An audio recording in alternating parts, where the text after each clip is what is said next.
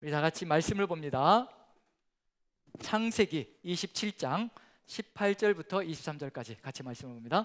창세기 27장 18절부터 23절까지 어떤 내용이 있는지 같이 한번 천천히 봉독하도록 하겠습니다. 자막을 보시면서요 같이 읽습니다. 시작. 야곱이 아버지에게 나아가서 내 아버지여 하고 부르니 이르되 내가 여기 있노라. 내 아들아 내가 누구냐. 야곱이 아버지에게 대답하되 나는 아버지의 맏아들 에서로소이다. 아버지께서 내게 명하신 대로 내가 하였사오니 원하건대 일어나 앉아서 내가 사냥한 고기를 잡수시고 아버지 마음껏 내게 축복하소서. 이삭이 그의 아들에게 이르되 내 아들아 내가 어떻게 이같이 속히 잡았느냐.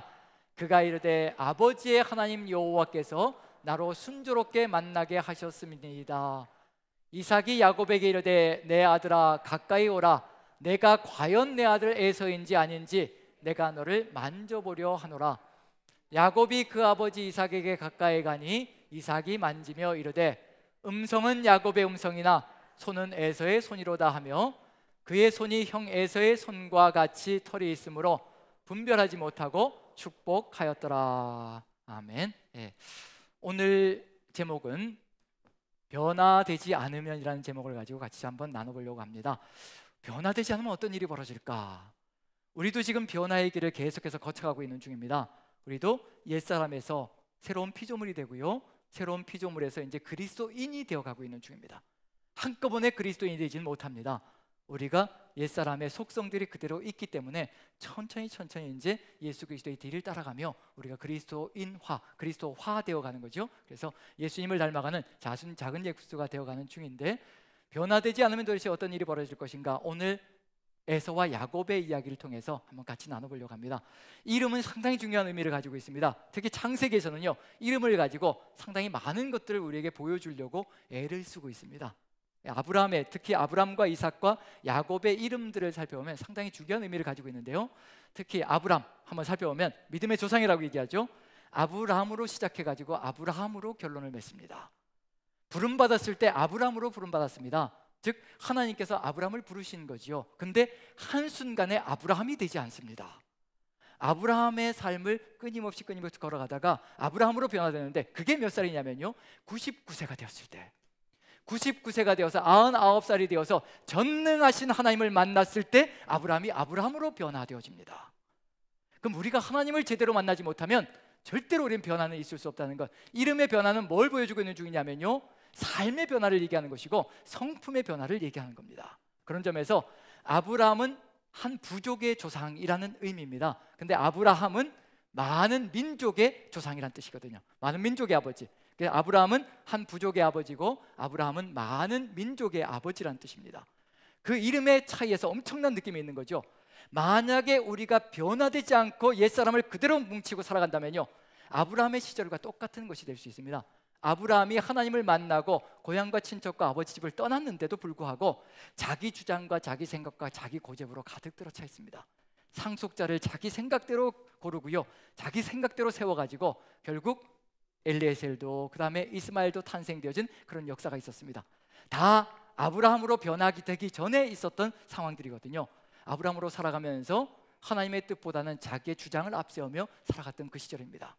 그렇게 살아봐야 무엇으로 끝난다는 얘기냐면요, 아브라함으로 끝날 뿐입니다. 기껏해야 한 부족의 아버지로 그냥 끝나는 겁니다. 하지만 전능하신 하나님을 만나고 그 전능하신 하나님께 내 모든 고집과 내 모든 아집과 내 모든 주장을 내려놓고 내 모든 계획을 내려놓을 때, 그때 뭘로 변화된다는 얘기냐면요, 아브라함으로 변화되며 많은 민족의 아버지가 되는 그런 역사가 펼쳐집니다. 우리 힘으로 되는 것이 아니라 하나님께 내 삶을 온전히 내어 맡길 때 이런 역사가 펼쳐진다는 겁니다. 이름의 변화 속에 바로 그와 같은 역사가 들어가 있습니다. 우리가 지금 그리스도인으로서 십자가의 보혈의 공로로 구원의 역사를 체험했는데 우리 안은 아직도 옛사람이 있습니다. 절대로 다 없어지지 않습니다. 옛사람이 아직도 있습니다. 변화되어서 가고 있는 중이고요, 옛사람을 벗어 던지고 있는 중입니다. 그런데 옛사람에 그대로 머물러 있다면요, 그저 한 부족의 아버지일 뿐이고 어머니일 뿐이고요. 하지만 이 옛사람을 다 벗어 던지고 정말 그리스도인이 된다면 그때부터 성령의 역사가 물결치며 우리 배에서 생수의 강이 흘러넘쳐 나가는 놀라운 역사가 펼쳐질 겁니다. 상상도 하지 못했던 역사가요, 우리를 통해서 펼쳐지는 겁니다. 이렇게 미력하고 미물 같은 인생이었을 뿐인데, 아무것도 아닌 존재였을 뿐인데, 세상에 굴러다니면서 정말 비판받고 손가락질 받고 조롱받는 어리석은 인생일 뿐인데, 하나님께 그저 이 어리석은 모든 것을, 이 부족한 모든 것을 내어드렸을 뿐인데, 성령의 역사가 물결치기 시작하는 겁니다. 사도들이 우리와 무슨 그렇게 특별하게 다른 사람이겠습니까? 그 사람들이 무슨 통뼈인가요? 우리와 전혀 다를 바가 없는 사람들입니다. 예수님의 십자가 뒤를 따라가면서 그렇게도 누가 크냐라고 아기다툼을 벌였고, 그리고는 우의정과 좌의정, 하나님 예수님 옆에 한쪽은 오른쪽에 한쪽은 왼편에 앉게 해달라고 그렇게 세상 욕심을 부려댔던 제자들의 모습입니다. 우리와 다를 바가 없는 사람들이거든요. 그런데 부활하신 주님을 만나고, 그리고 성령께 모든 것을 내어드렸을 때, 그때부터 놀라운 기적들은 펼쳐지기 시작합니다. 상상할 수도 없었던 역사가 펼쳐지기 시작합니다. 변화되지 않으면 느껴볼 수도 없는, 체험해 볼 수도 없는 역사가 변화되어질 때 펼쳐진다는 것을 우리가 안다면요, 우리의 삶이 얼마나 위대한 삶으로 나아갈 수 있을 것인가 한번 기대를 가져보는 거죠. 그래서 오늘은 에서와 야곱의 이야기를 통해서요, 변화되지 않으면 어떤 일이 벌어지는가, 그 이름들을 통해서 한번 살펴보려고 합니다. 이름 속에는 뭐가 들어가 있냐면요, 그 사람의 전인격적인 일생이 들어가 있습니다. 그래서 무서운 겁니다. 만약에 나발이라는 이름으로 끝난다면 어떻게 될까? 다윗을 무시했던 사람 나발이잖아요. 아비가일의 남편 나발이잖아요. 나발이라는 이름으로 인생을 끝내버리고 말았습니다. 나발은 히브리어로 어리석은 자, 미련한 자라는 뜻입니다. 어느 부모가 자식이 태어났을 때 나발이라고 이름을 짓겠습니까? 어리석은 놈이라고, 미련한 놈이라고 이름을 짓는 부모가 어디 있겠습니까? 그냥 그렇게 인생이 끝났다는 거예요. 하나님께서 세우신 하나님의 종 다윗을 알아보지 못하고 무시하고 멸시하고, 그리고 자기 생각대로 자기 고집대로 살아간 그런 인생이 되어진다면 그저 나발로 인생을 끝낼 수 있다는 얘기거든요. 그 이름 속에 일생이 다 들어가 있습니다. 그런 점에서 우리가 어떤 이름으로 변화되어질 것인가, 우리는 이름은 변화되지 않습니다. 물론 간간히 자기 이름이 별로 좋지 않다 생각되어져서 늙음하게 뭘 하시는 분들도 있냐면 계명하시는 분들도 있거든요. 그렇지만 우리는 대부분들 다 계명을 하지는 않습니다. 하지만 중요한 건 뭐냐면요, 우리는 속사람이 변화되어져 간다는 겁니다. 그게 우리의 삶 속에 필요한 일이 될 것이고요. 그래서 에서와 야곱을 통해서 어떤 모습으로, 어떤 자세로 남아야 될 것인가, 이름을 보면서 한번 살펴보는데, 이름이 어떻게 만들어지고 있는가, 에서와 야곱의 이름이 만들어지는 상황을 보면요, 그 사람들의 모든 미래상이 그 안에 다 들어가 있습니다. 이렇게 살면 그렇게 끝장나버리고 말 것이라는 미래상이 그 안에 다 들어가 있습니다. 그럼 우리가 그 에서와 야곱의 이름을 보면서 우리 안에는 이런 속성이 없는지, 이런 옛사람의 속성이 없는지, 지금 다 변화되어졌는지, 그걸 한번 비교해 보면서 나의 삶을, 우리의 삶을 한번 반추해 보는 시간이 되었으면 좋겠습니다. 자, 에서와 야곱의 이름이 어떻게 발생되어지는지 창세기 25장을 한번 봅니다. 25장.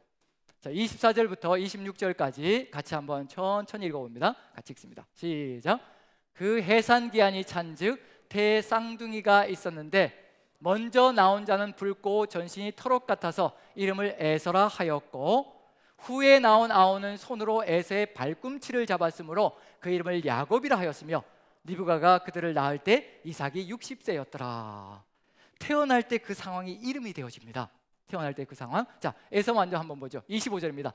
먼저 나온 자는 붉고 전신이 털옷 같아서 이름을 에서라 하였다라고 되어 있습니다. 그럼 에서라는 이름은 무엇이 합쳐졌을 것이라고 추정이 되어지나요? 에서라는 이름은 무엇이 합쳐졌을 것이라? 붉고 털옷 같은 것이 합쳐져서 에서라는 이름이 만들어졌을 것이라고 추정해 볼 수가 있습니다. 그럼 어떤 모습이 에서의 이름이 되어진 거예요? 겉모습인가요? 속 내면인가요? 그렇죠. 육체적인 겉모습이죠. 그럼 이 속에서 느낄 수 있는 건 뭐냐면요, 에서는 무엇을 추구하는 존재일 것이라고 추정되어지냐면요, 육체적인 것, 육신적인 것을 추구하며 살아가는 삶의 모습일 것이라는 것을 추정해 볼 수가 있습니다. 만약에 이 이름 그대로 평생을 간다면 어떻게 될까요? 뭐만 추구하다 끝장나는 인생이 될까요? 육신의 만족만 채우다가 끝장나는 인생이 될 수 있다는 것을 그대로 보여주고 있는 중입니다. 우리가 느껴봐야 될 건 내 안에는 이런 것이 없는가, 그런 것도 한번 봐야 되겠죠. 그 다음에 야곱은 어떤가요? 후에 나온 아우는 손으로 에서의 발꿈치를 잡았다라고 되어 있습니다. 그래서 이름이 야곱이라고 합니다. 자, 이건 어떻게 육신적인 모습인가요? 속에 있는 속셈인가요? 속에 있는 속셈이 보이는 거죠. 자, 이제 이 두 가지 이름을 가지고 한번 히브리어 원어를 가지고 한번 살펴봅니다. 히브리어 원어를 봐야 되는 이유는 뭐냐면요, 언어를 가지고 유의를 벌이고 있는 중입니다. 그래서 한글 번역으로는 이런 건 잡아낼 수가 없는 거예요. 그래서 번역이 안타까운 겁니다.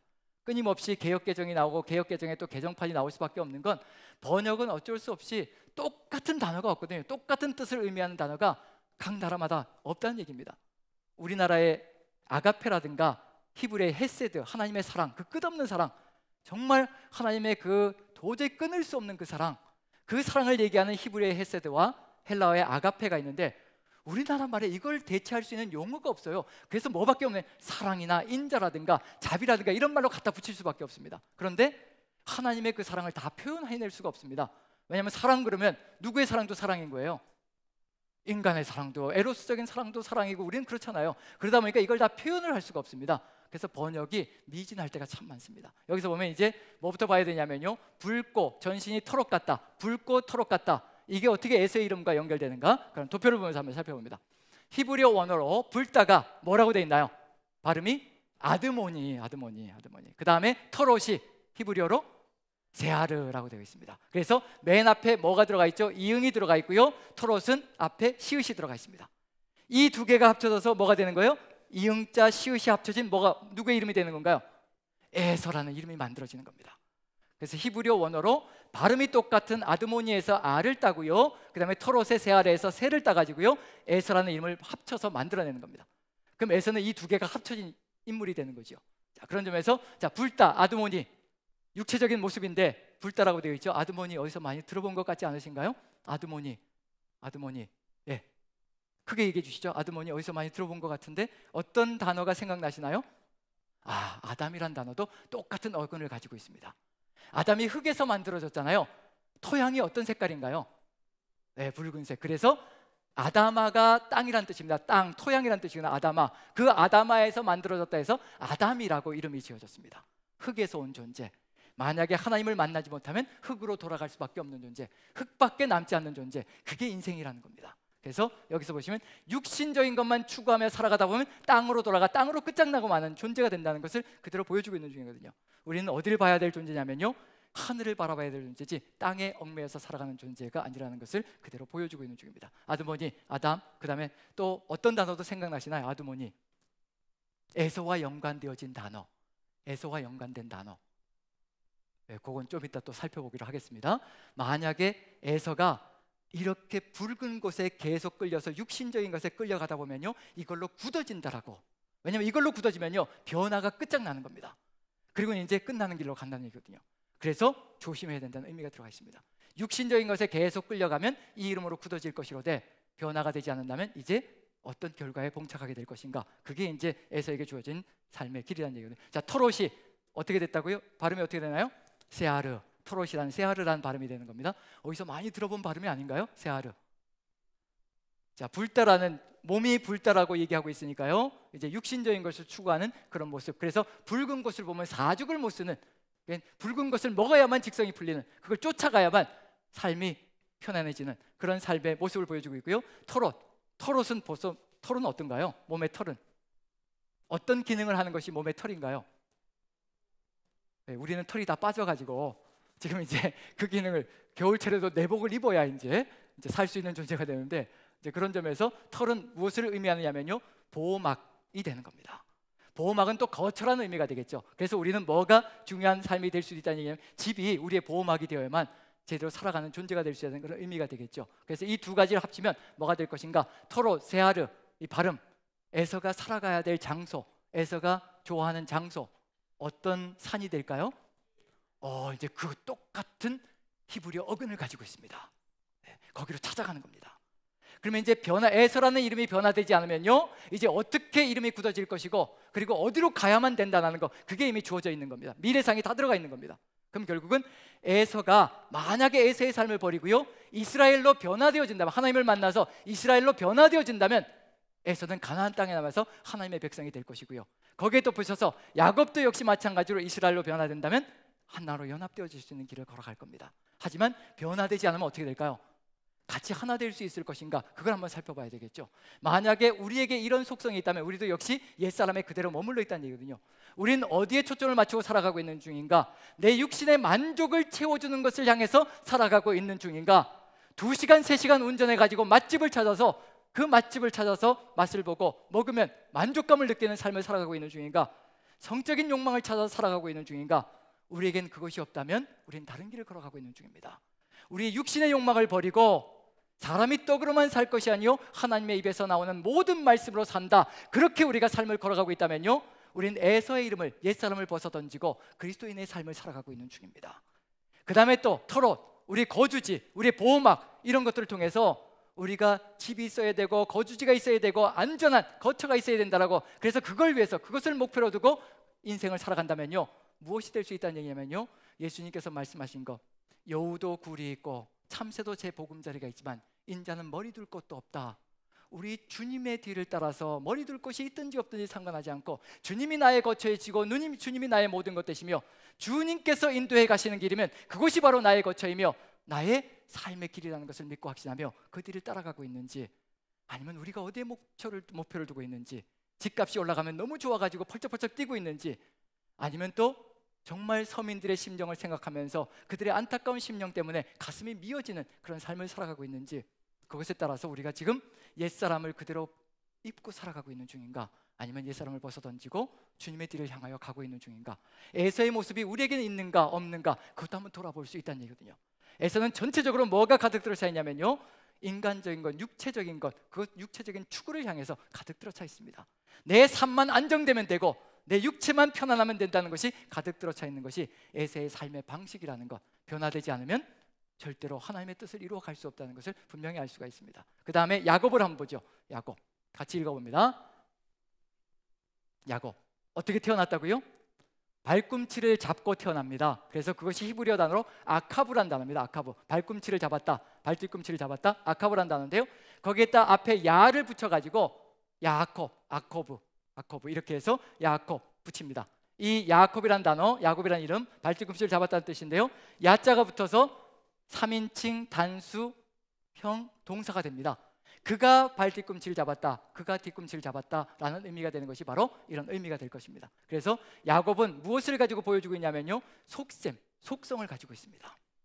에서는 육체적인 겉으로 드러나는 것을 추구하는 육신적인 삶을 살아간다면요, 야곱은 속의 속셈을 가지고, 욕망을 가지고, 속의 욕망을 채우려고 하는 간절한 소망을 가지고 살아가는 존재가 된다는 얘기거든요. 자, 그런데 이 발뒤꿈치를 잡았다, 어떤 의미일까요? 발뒤꿈치를 잡았다, 사기꾼이고 약탈자이고 빼앗는 사람, 탈취하는 사람, 그런 의미가 들어가 있거든요. 아카브란 단어는요. 그런 점에서 우리나라 말로 바꾸면 뭐가 될까요? 우리나라 말로 바꾸면 우리는 발뒤꿈치를 잡았다고 얘기하지 않죠. 뭐라고 얘기하나요?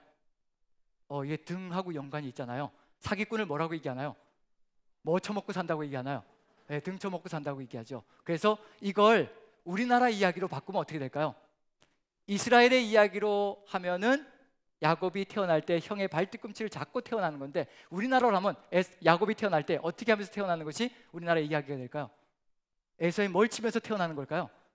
에서의 등을 치면서 태어나면 이제 등 쳐먹고 사는구나, 등 쳐먹고 살겠구나, 이제 그런 일이 벌어지는 거죠. 여기에서 분명한 건 뭐냐면요, 야곱의 속성이 들어가 있습니다.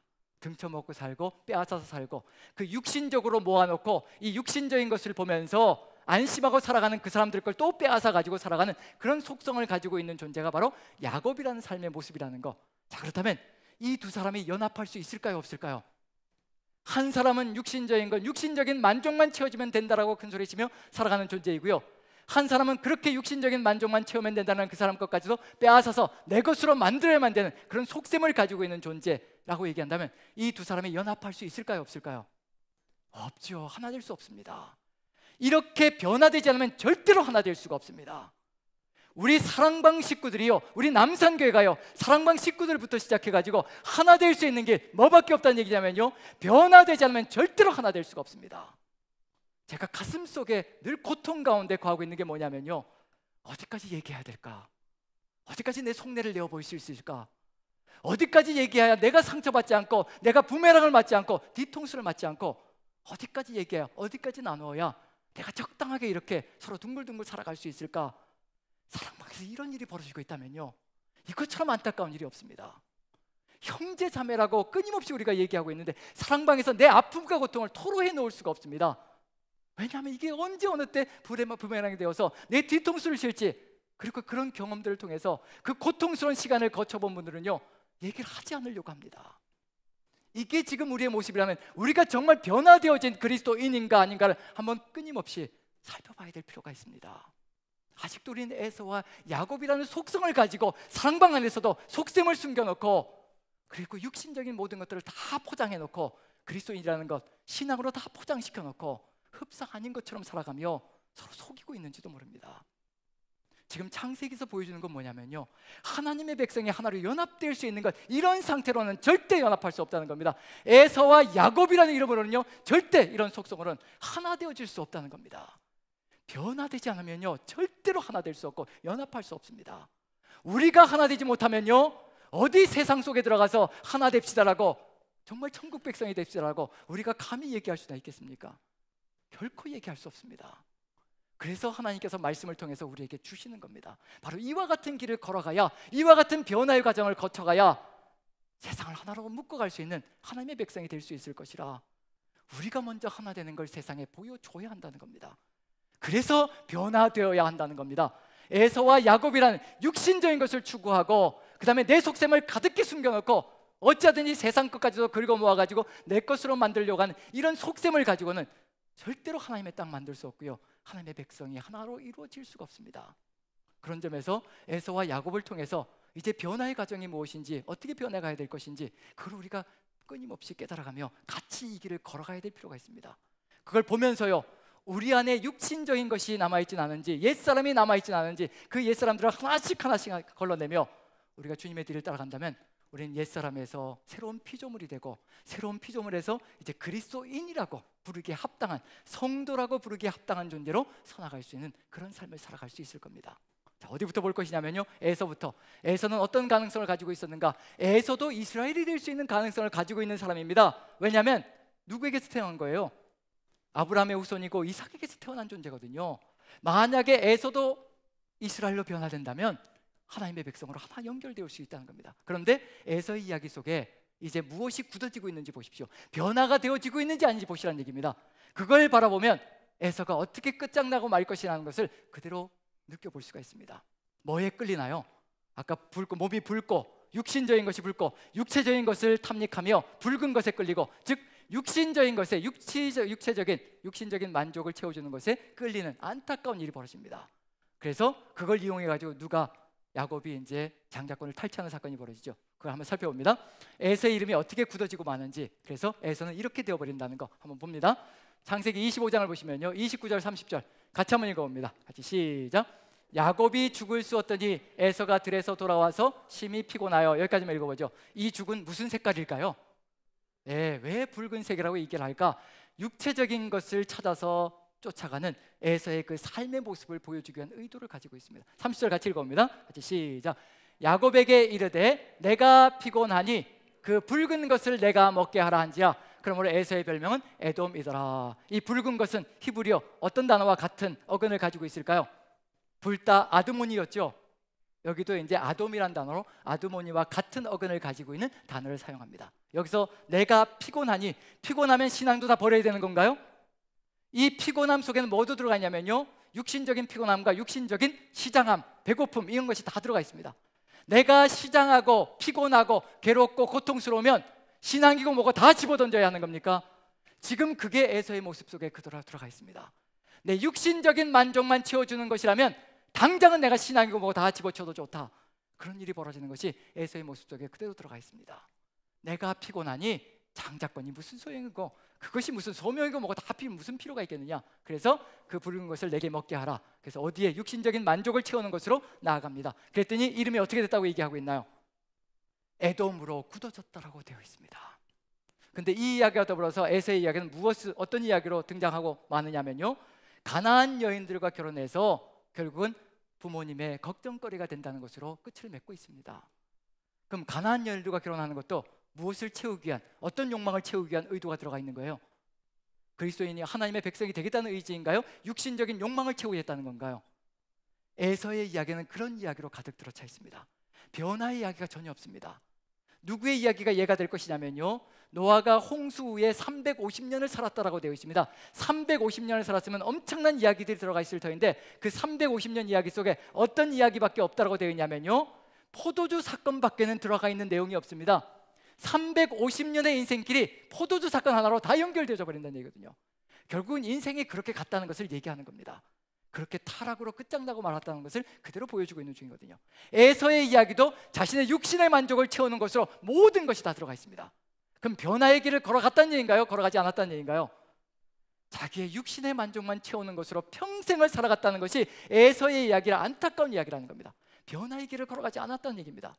만약에 그 길을 걸어갔다면 차근차근 하나님께서 다루시는 그 역사를 통해서요, 에서가 이스라엘에 있는 과정도 그 안에 들어가 있었을 겁니다. 그런데 25장 시작하자마자 에서와 야곱의 이야기가 시작하자마자 에서의 이름은 굳어지기 시작합니다.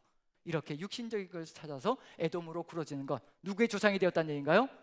이스라엘의 조상이 아니라 에돔의 조상이 되었다는 겁니다.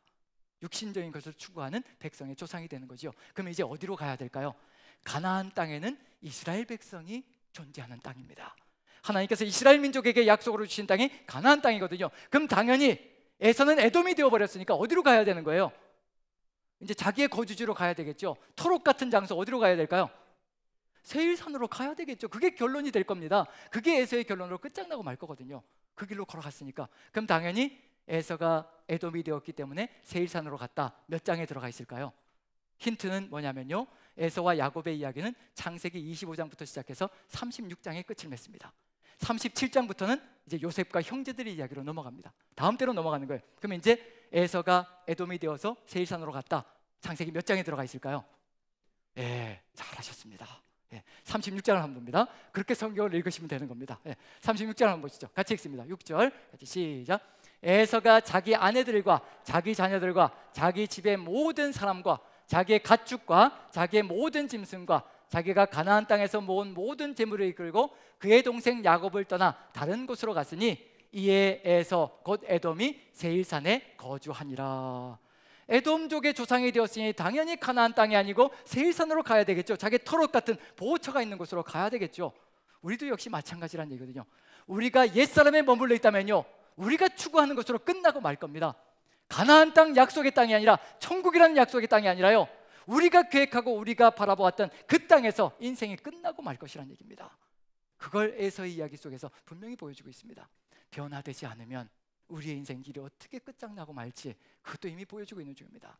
자, 이제 희망은 어디에 있나요? 희망은 누구에게 주어져 있나요? 야곱에게 주어져 있습니다. 야곱도 변화되지 않으면 어떻게 될까요? 하나님 나라 어떻게 되는 건가요? 이제 끝나는 겁니다. 그럼 어떻게 돼야 될까요? 또 하나님께서 아브라함 같은 사람 또 불러내셔가지고 또 처음부터 시작하셔야 되는 겁니다. 그럼 하나님도 물러설 수 없는 안타까운 역사, 애틋하고 애절한 역사가 시작되는 겁니다. 하나님께서 우리를 끝까지 부여잡고 놓지 않으려고 애쓰시는 이유가 뭘까요? 또다시 시작하셔야 된다는 얘기예요. 또다시 수천 년의 그 역사를 또다시 처음부터 다시 시작한다면 그 기간 동안 인생은 얼마나 고달프고 힘겨울 것인가, 하나님의 마음은 얼마나 애처롭고 고통스러우실 것인가, 그것을 다시 반복하지 않으시려고 끝까지 부여잡고 우리를 끊임없이 변화시켜 가시며 하나님의 사람으로 이끌어 가시려고 하신다는 거.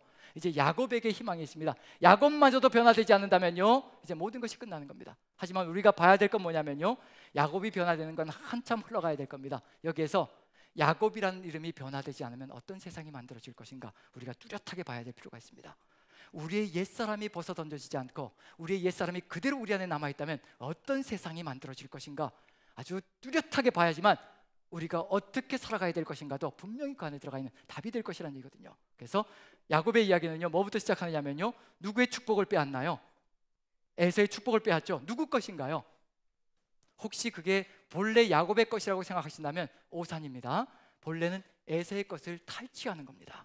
그 내용만 살펴봐도요, 하나님께서 야곱을 위해서 준비한 것, 아브라함의 후손을 위해서 하나님의 백성을 위하여 준비한 축복이 아니라는 얘기거든요. 그건 분명히 성경 속에 들어가 있습니다. 한번 읽어봅니다. 읽어보면서요, 만약에 이 축복을 하나님의 백성이 가지고 살면 어떤 세상이 만들어질 것인가, 결론을 보시면서 보시라는 얘기예요. 지금까지 아브라함에게 주신 약속들, 축복들, 그 다음에 이삭으로 연결되어졌던 것들, 그것이 어떤 것이었는지 우리가 분명히 기억하고 있다면요, 이제 여기 야곱이 훔친 것이 어떤 허점이 있는지도 알 수 있을 겁니다. 세상의 것이 어떤 것인지 알 수가 있다는 얘기거든요. 자, 같이 한번 읽어봅니다. 27장 26절부터 29절까지요. 같이 한번 천천히 읽어봅니다. 같이 읽습니다. 시작. 그의 아버지 이삭이 그에게 이르되 내 아들아 가까이 와서 내게 입맞추라. 그가 가까이 가서 그에게 입맞추니 아버지가 그의 옷의 향취를 맡고 그에게 축복하여 이르되 내 아들의 향취는 여호와께서 복주신 밭의 향취로다. 하나님은 하늘의 이슬과 땅의 기름짐이며 풍성한 곡식과 포도주를 내게 주시기를 원하노라. 만민이 너를 섬기고 열국이 내게 굴복하리니 내가 형제들의 주가 되고 내 어머니의 아들들이 내게 굴복하며 너를 저주하는 자는 저주를 받고 너를 축복하는 자는 복을 받기를 원하노라. 여기까지입니다. 여기까지. 자, 만약에 이 축복이 쏟아져 들어온다면 이것이 정말 야곱의 인생이 되면 어떤 일이 벌어질까요? 지금 무엇이 문제일까요? 무엇이 문제? 마지막에 한 가지가 빠져 있습니다.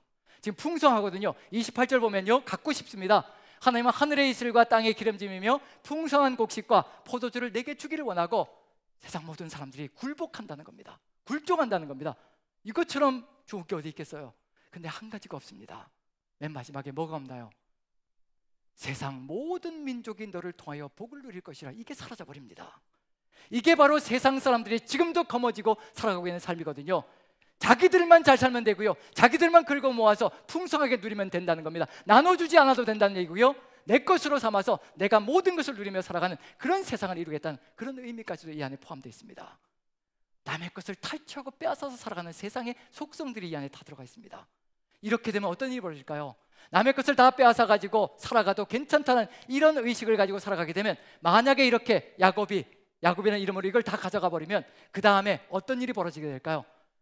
에서가 돌아와가지고 통곡하면서요, 아버지에게 제발 나에게도 축복해 주십시오라고 간청을 합니다. 그런데 이런 일이 벌어집니다. 이게 축복인지 아닌지 한번 살펴보십시오. 한 사람이 다 긁어가 버리니까요, 뭐가 남는지 한번 보시라는 얘기예요. 무엇이 그 사람에게 주어질 수 있는 것인지 한번 살펴보십시오. 자, 한번 읽어봅니다. 27장 38절부터 40절까지 같이 읽습니다. 시작. 에서가 아버지에게 이르되 내 아버지여, 아버지가 빌 복이 이 하나뿐이리까 내 아버지여 내게 축복하소서, 내게도 그리하소서 하고 소리를 높여오니 그 아버지 이삭이 그에게 대답하여 이르되 내 주소는 땅의 기름짐에서 멀고 내리는 하늘 이슬에서 멀 것이며 너는 칼을 믿고 생활하겠고 내 아우를 섬길 것이며 내가 매임을 벗을 때에는 그 멍에를 내 목에서 떨쳐버리리라 하였더라. 한 사람이 다 빼앗아가고 다 긁어가 버리니까 다음 사람은요, 나머지는 누릴 수 있는 것이 아무것도 없습니다. 다 빼앗겨버린 겁니다. 하늘의 이슬에서 내가 멀 것이며 땅의 기름짐에서 멀 것이고, 그래서 어떤 일이 벌어진다는 얘기인가요? 칼을 믿고 생활할 것이라. 이제 빼앗긴 것을 찾기 위해서, 되돌려받기 위해서 무엇을 휘두르는 삶이 이루어져야 된다는 얘기냐면요, 칼을 휘두르면서 같이 빼앗고 같이 정복해서 같이 그렇게 누리는 길을 걸어가게 만들어야 되는 세상이 눈앞에 펼쳐진다는 겁니다. 지금 우리가 살아가는 세상이 바로 이와 같은 세상이거든요. 다 긁어가는 겁니다. 재벌들이 다 긁어가는 거죠. 그런데도 그걸 통제할 수 있는 법이 없습니다.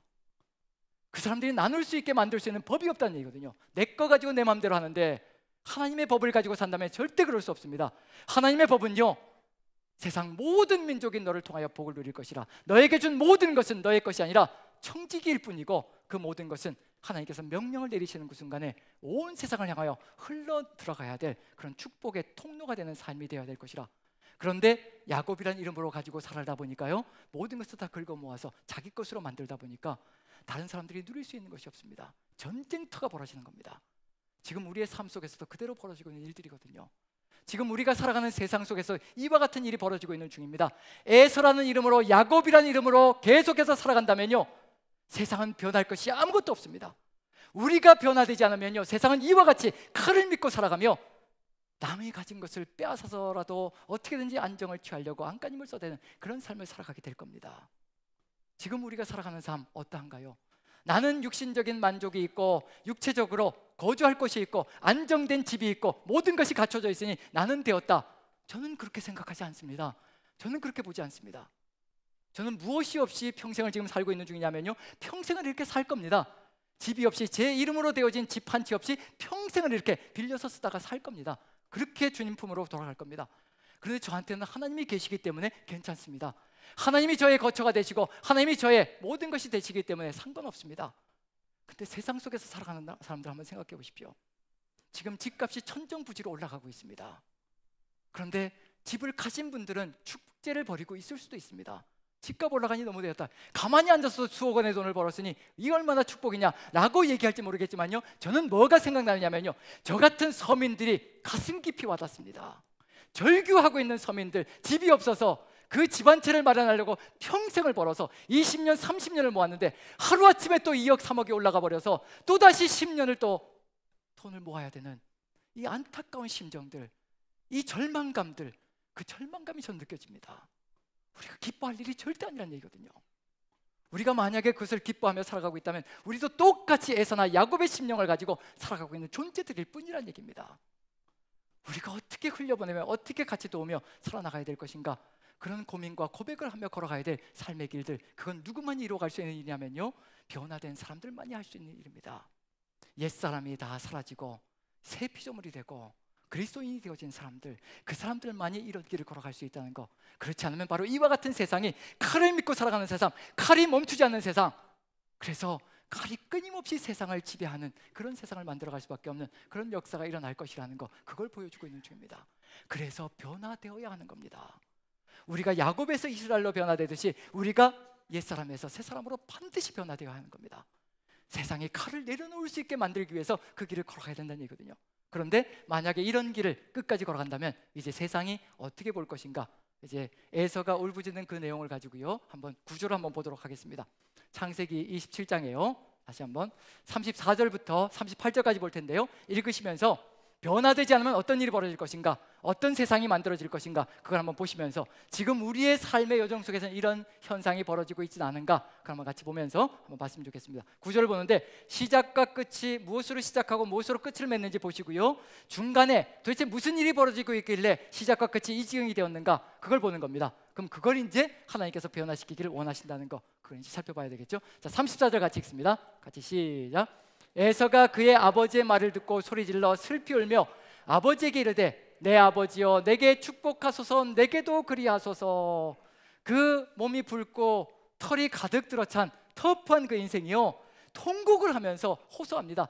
아버지, 내게도 축복하소서, 내게도 그리하소서, 내게도 저것을 가질 수 있게 해주십시오.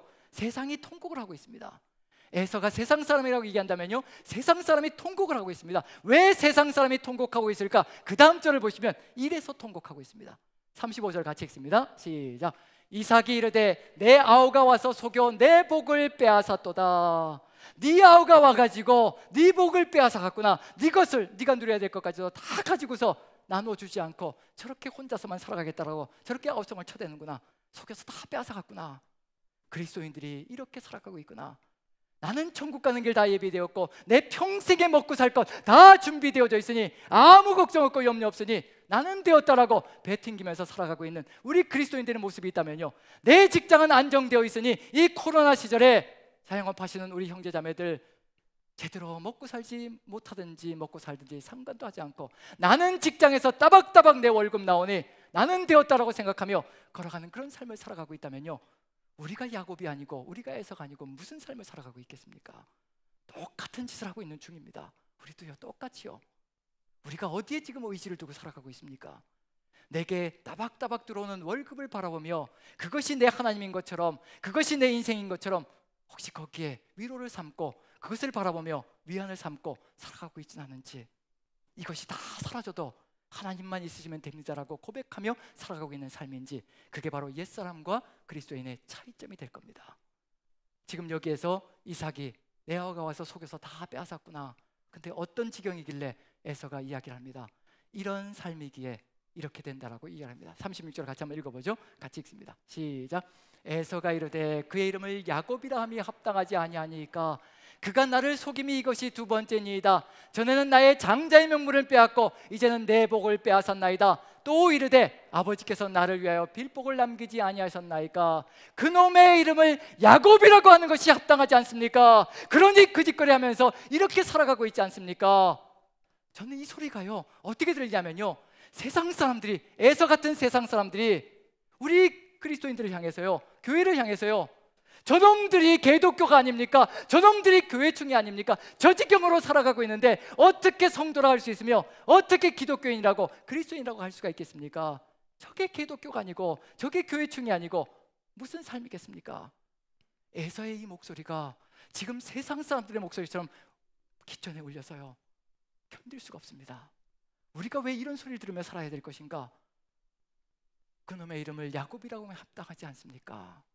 야곱이라는 이름으로 살아가면요, 세상 속에서 이런 소리밖에 들을 것이 없다는 얘기입니다. 그놈이 야곱이라는 이름에 합당하지 않습니까? 다 빼앗아가고 혼자만 누리겠다고 큰 소리 치며 살아가는 그 삶이 바로 야곱이라는 이름에 합당하지 않습니까?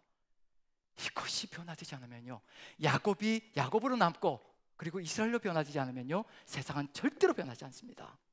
야곱이 이스라엘로 변해야 세상이 변하는 것이고요, 세상이 달라지는 겁니다. 지금 여기서 안타까운 건 뭐냐면요, 야곱이라는 이름이 발뒤꿈치를 잡았다는 그 야곱이라는 이름이요, 그 야곱이라는 이름으로 굳어지려고 하고 있다는 얘기거든요. 에서 이름이 에돔으로 굳어져 버렸고요, 이제 야곱도 야곱으로 굳어지면 이제 희망조차 찾아볼 수 없습니다. 왜냐하면 여기서 분명히 이렇게 살아가는 것, 처음에는 나의 장자의 명분을 빼앗더니 이제는 내 축복까지 빼앗았습니다. 에서가 뭐라고 얘기하냐면요, 내가 내 장자의 명분을 팔았습니다라고 얘기하지 않습니다.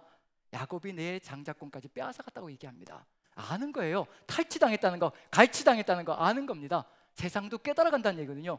세상이 교회를 바라보면서 왜 이렇게 비난을 하고 있을까? 교회가 최소한 어떻게 살아가야 된다는 거, 예수님이 최소한 어떤 분이셨다는 거, 그건 세상 사람도 다 알고 있다는 얘기입니다. 그래서 그리스도이신 예수 그리스도가 살아갔던 그 삶이 그리스도인이라면 최소한 어떻게 살아가야 될 것인가라는 것은 세상 사람도 이미 알고 있다는 얘기입니다. 그래서 우리를 향해서 비난의 화살을 날릴 수가 있다는 얘기거든요. 우리가 지금 어떤 마음 자세로 가지고 있는가, 변화되지 않으면 우리는 이와 같은 세상을 똑같이 만들어갈 수밖에 없습니다. 그 다음 부분을 보시면요, 37절 같이 읽어봅니다. 37절 같이 시작.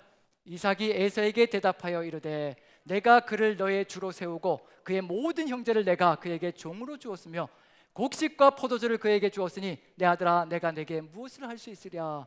내 동생이 속여서 다 빼앗아갔으니 내가 너에게 줄 수 있는 것이 아무것도 없노라. 그랬더니 마지막에 또 무엇으로 끝을 맺고 있는지 보십시오. 시작과 끝이 일치가 되어집니다. 38절 같이 읽습니다. 시작. 에서가 아버지에게 이르되 내 아버지여, 아버지가 빌 복이 이 하나뿐이리까 내 아버지여, 내게도 축복하소서, 내게도 그리하소서 하고 소리를 높여오니. 똑같이 세상이 통곡하는 소리가 가득히 들어차 있습니다. 지금 우리가 세상을 향하여 어떤 책임을 가져야 될 것인가? 세상이 우리 때문에 통곡하고 있습니다. 구절을 보시면요, 구절을 보여드립니다. 자, 중간 테두리는요, 에서가 소리질러, 세상 사람이 소리질러 슬피 울고 있고요, 내 아버지여 내게도 축복하소서, 내게도 그리하소서 라고 외치고 있습니다. 그게 테두리입니다. 그 다음에 왜 이렇게 외치는가? 내 아우가 속여 내 복을 빼앗았다, 그리고 그에게 다 줬으니 너에게 줄 복이 없다. 왜 이렇게 살아가는가? 가운데 어떤 이름으로 살아가기 때문이냐면요, 야곱이라는 이름으로 살아가기 때문에 그렇습니다. 변화되지 않은 삶으로 끊임없이 세상 속에서 살아가기 때문에 세상 사람들이 우리를 통해서 축복의 길을 보지 못하고 생명의 길을 보지 못하고 안타깝게 세상 사람들도 무너져가고 있다는 얘기거든요. 지금 우리가 걸어가야 될 사명의 길이 무엇일까? 중심이 변화되지 않으면요, 그의 이름이 야곱이 합당하지 않습니까? 이것이 변화되지 않으면요, 우린 절대로 세상, 통곡하고 있는 세상을 절대로 바꿔갈 수가 없습니다. 기쁨을 줄 수 있는 세상을 살아갈 수 없다는 얘기거든요. 지금 우리에게 주어져 있는 소명이 있다면 우리가 하나님과 함께 변화의 과정을 거쳐가야 되는 겁니다. 주님께서 이끌어 가시는 그 길 속에서 그 모든 과정들, 거칠고 힘들고 때로는 괴롭고요, 피곤하고 힘겨운 과정들이 우리 눈앞에 펼쳐져 있을지라도 주님이 우리를 이끌어 가시는 그 길 하나하나가 우리를 이스라엘로 변화시켜가고 그리스도인으로 변화시켜가는 그런 삶의 여정이라는 것을 마음에 새기고 그 길을 찬찬히 걸어가며 중심이 바뀐다면요, 세상의 통곡도 다 바뀔 수 있습니다. 왜냐하면 야곱이 이스라엘이 되면요, 하나님께서 주신 그 약속, 세상 모든 민족이 너를 통하여 복을 누릴 것이라, 그것이 흘러가기 시작할 겁니다. 이스라엘에게 주신 축복이 흘러가기 시작합니다. 그래서 내 아우가 속여서 내 복을 빼앗았다가 아니라, 내 아우가 다 가져갔다가 아니라 이제 너희에게 그 복이 흘러넘칠 것이기 때문에 세상의 통곡이, 세상의 원통함이 기쁨으로 바뀌는 역사가 펼쳐질 것이라는 것을 마음에 새긴다면요, 지금 우리에게 간절하게 필요한 것이 있다면 축복을 누리는 것이 아니라 우리가 하나님과 함께 어떻게 변화되어야 될 존재되는 것을 마음에 새기고요, 그 그리스도인의 삶을 회복해 나가는 것, 그것이 우리에게 주어진 최고의 사명의 길일 겁니다. 여러분들 모두가 주님과 함께 동행하시며 정말 옛사람을 벗어던지고 새로운 피조물로 거듭나고요, 새로운 피조물이 되어서 그리스도인으로 거듭나 세상 사람들이 우리를 바라보면서, 우리 남산교회를 바라보면서 우리가 바로 그리스도인이라는 것을 한번 함께 합창할 수 있는 그런 일들이 벌어진다면 우리는 제대로 된 사명을 감당하는 길을 열어갈 것입니다. 여러분들 모두가 그리스도인으로 거듭나 하나님과 함께 승리의 삶을 걸어가시기를 간절히 축원드립니다. 기도하겠습니다. 사랑의 하나님, 우리 주님께서 함께하여 주시어서 우리가 걸어가야 될 길이 무엇인가를, 우리가 변화되어져야 될 길이 무엇인가를, 우리 주님께서 이끌고 가기를 간절히 소망하시는 그 길이 무엇인가를 다시 한번 보게 하시고, 우리가 에서와 야곱의 속성을 가지고 있다면 이제 이스라엘로, 그리스도인으로 주님과 함께 변화되어져 가는 그 역사를 체험케 도와주시옵소서. 주께서 함께 하시며 이끌어 가실 줄로 믿고 우리 구주 예수 그리스도 존귀하심을 받들어 감사하며 기도합나이다. 아멘.